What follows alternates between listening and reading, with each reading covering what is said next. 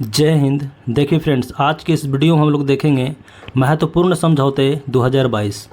तो देखिए फ्रेंड्स, 2021 और 22 में जितने भी प्रमुख समझौते हुए हैं हम लोग इस वीडियो में देखेंगे।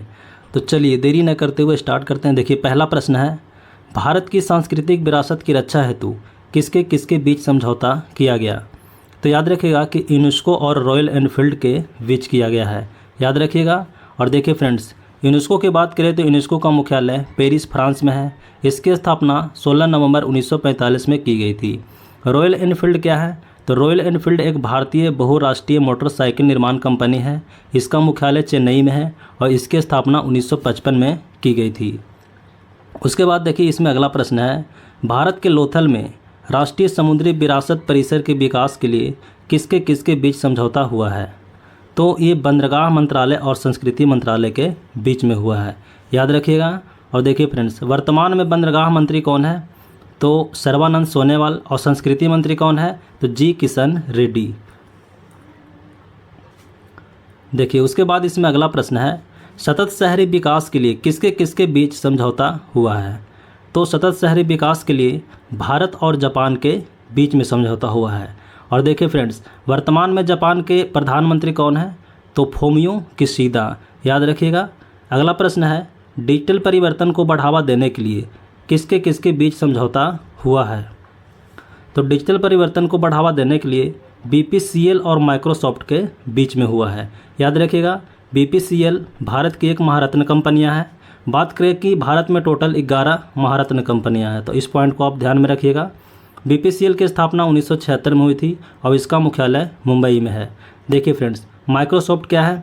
तो माइक्रोसॉफ्ट विश्व की सबसे बड़ी सॉफ्टवेयर कंपनी है और इसका मुख्यालय कहाँ है? तो यूएसए में इसका मुख्यालय है। 1975 में इसका स्थापना किया गया था।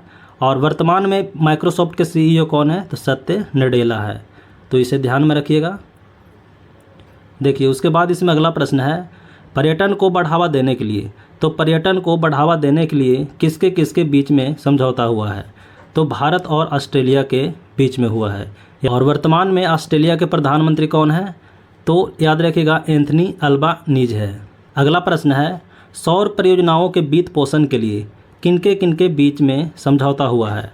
तो सौर परियोजनाओं के वित्त पोषण के लिए टाटा पावर और एसबीआई के बीच में हुआ है।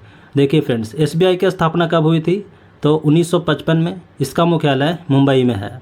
अगला प्रश्न है, रेलवे दूरसंचार को अपग्रेड करने के लिए किसके किसके बीच में समझौता हुआ है। तो रेल मंत्रालय और सी डॉट के बीच में हुआ है। अगला प्रश्न है, प्रौद्योगिकी विकास हेतु स्वदेशी तकनीक खोजने के लिए किसके किसके बीच समझौता हुआ है। तो देखिए ये हुआ भारतीय वायुसेना और आईआईटी मद्रास के बीच। अगला प्रश्न है, भारत की अमूर्त सांस्कृतिक विरासत को संरक्षित करने के लिए किसके किसके बीच में समझौता हुआ है। तो यूनेस्को और इंडियन होटल्स कंपनी के बीच हुआ है। अगला प्रश्न है, जलवायु परिवर्तन और पर्यावरण संरक्षण पर द्विपक्षीय सहयोग हेतु किसके किसके बीच समझौता हुआ है। तो भारत और कनाडा के बीच में, याद रखिएगा। जलवायु परिवर्तन और पर्यावरण संरक्षण हेतु किसके किसके बीच में? तो भारत और कनाडा के बीच में। अगला प्रश्न है, मोटर बीमा प्रदान करने के लिए किसके किसके बीच में समझौता हुआ है। तो मोटर बीमा प्रदान के लिए फोन पे और कोटक जनरल इंश्योरेंस के बीच में हुआ है। अगला प्रश्न है, उर्वरक क्षेत्र में सहयोग करने के लिए किसके किसके बीच समझौता हुआ है।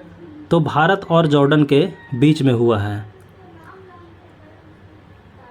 अगला प्रश्न है, हल्के लड़ाकू विमान तेजस के आधुनिकीकरण करने हेतु किसके किसके बीच में समझौता हुआ है। तो हॉल और वेल के बीच में हुआ है। दोनों भारत की नवरत्न कंपनियां हैं, ध्यान में रखिएगा इसको। अगला प्रश्न है, हरित हाइड्रोजन उत्पादन के लिए किसके किसके बीच में समझौता हुआ है। तो बीपीसीएल और बार्क के बीच में हुआ है, इसको ध्यान में रखिएगा। देखिए फ्रेंड्स, बार्क का मुख्यालय कहाँ है? तो मुंबई में है। इसका स्थापना 1954 में की गई थी। अगला प्रश्न है, अक्षय ऊर्जा में सहयोग करने के लिए किसके किसके बीच में समझौता हुआ है। तो IOCL और NTPC के बीच में हुआ है, ध्यान में रखिएगा। दोनों भारत की महारत्न कंपनियां हैं। और IOCL की स्थापना कब हुई थी? तो 1959 में, और NTPC की स्थापना 1975 में। और दोनों का मुख्यालय कहाँ है? तो दोनों का मुख्यालय नई दिल्ली में है। अगला प्रश्न है, भारत के बच्चों को राज्य पर देश की पहली रिपोर्ट तैयार करने हेतु किसके किसके बीच में समझौता हुआ है? तो नीति आयोग और यूनिसेफ के बीच में हुआ है। अगला प्रश्न है, भारत में नागरिक यात्री विमानों को मल्टी मिशन टैंकर ट्रांसपोर्ट में बदलने हेतु किसके किसके बीच में समझौता हुआ है? तो हॉल और इजराइल एरोस्पेस के बीच में हुआ है। अगला प्रश्न है, ड्रोन आधारित खनिज अन्वेषण के लिए किसके किसके बीच में समझौता हुआ है? तो NMDC और IIT खड़गपुर के बीच में हुआ है। अगला प्रश्न है, AK-203 असॉल्ट राइफल की खरीद के लिए किसके किसके बीच में समझौता हुआ है? तो भारत और रूस के बीच में हुआ है। अगला है, कपास अर्थव्यवस्था के मूल्य संवर्धन और निरंतरता में तकनीकी सहयोग के लिए किसके किसके बीच में समझौता हुआ है? तो भारत और जर्मनी के बीच हुआ है। अगला प्रश्न है, भूविज्ञान के क्षेत्र में सहयोग हेतु किसके किसके बीच में समझौता हुआ है? तो भूविज्ञान के क्षेत्र में सहयोग हेतु भारत और अमेरिका के बीच में हुआ है। अगला है, पर्यावरण के क्षेत्र में सहयोग हेतु किसके किसके बीच में समझौता हुआ है? तो पर्यावरण के क्षेत्र में भारत और भूटान के बीच हुआ है। अगला प्रश्न है, मास मीडिया के क्षेत्र में सहयोग के लिए किसके किसके बीच में समझौता हुआ है? तो मास मीडिया के क्षेत्र में सहयोग हेतु भारत और SCO सदस्य के बीच में हुआ है। अगला प्रश्न है, सौर ऊर्जा के विस्तार के प्रयासों में सहयोग प्रदान करने के लिए किसके किसके बीच में समझौता हुआ है? तो भारत और श्रीलंका के बीच हुआ है। अगला प्रश्न है, खनिज संसाधनों के क्षेत्र में सहयोग के लिए किसके किसके बीच में समझौता हुआ है? तो भारत और अर्जेंटीना के बीच हुआ है। देखिए अगला प्रश्न है, भारत के लोथल में राष्ट्रीय समुद्री विरासत परिसर के विकास के लिए किसके किसके बीच में समझौता हुआ है? तो बंदरगाह मंत्रालय और संस्कृति मंत्रालय के बीच हुआ है। तो ये रिपीट हो गया है। देखिए अगला क्वेश्चन है, सतत शहरी विकास के लिए किसके किसके बीच में समझौता हुआ है? तो भारत और जापान के बीच हुआ है। देखिए अगला प्रश्न है, भूकंप के दौरान क्षतिग्रस्त हुई 117 धरोहरों के पुनर्निर्माण के लिए किसके किसके बीच में समझौता हुआ है? तो भारत और नेपाल के बीच हुआ है। अगला प्रश्न है, आपदा और प्रबंधन के क्षेत्र में सहयोग हेतु किसके किसके बीच में समझौता हुआ है? तो भारत और इटली के बीच हुआ है। अगला प्रश्न है, यूपी की अर्थव्यवस्था 10 खरब डॉलर करने हेतु किसके किसके बीच में समझौता हुआ है? तो उत्तर प्रदेश सरकार और डेलाइट इंडिया के बीच हुआ है। देखिए फ्रेंड्स, उसके बाद इसमें अगला प्रश्न है, महिलाओं के रोजगार को बढ़ावा देने के लिए किसके किसके बीच में समझौता हुआ है?